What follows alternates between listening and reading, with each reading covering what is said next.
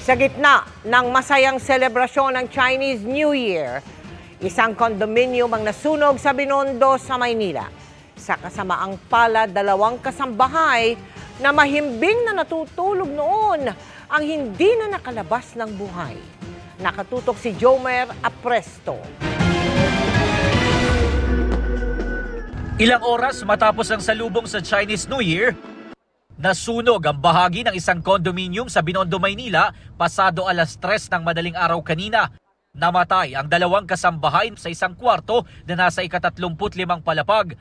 Ayon sa may-ari na yung lalaki, nakalabas siya nung magkaroon ng usok ng mga sunog.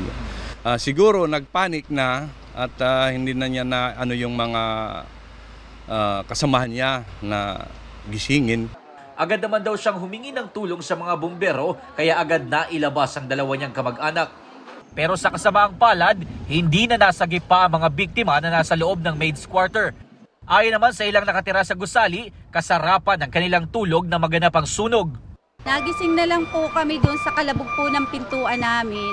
Nung pagbukas namin ng pinto, as in yung usok, nandun na talaga sa hallway. Kaya kami na-alarma din kami, tumakbo na rin kami palabas.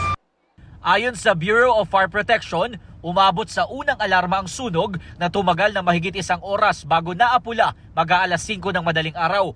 Maswerte at agad naman daw na-contain ang sunog kaya hindi na ito kumalat pa sa mga katabing unit. Pinabalik din agad sa loob ang mga residente matapos masecure ng BFP ang buong building. Base sa investigasyon ng BFP, aabot sa 4 na milyong piso ang halaga ng mga napinsalang ari-arian. Patuloy pa ang investigasyon sa pinagmulan ng apoy. Para sa GMA Integrated News, Jomer Apresto, nakatutok 24 oras.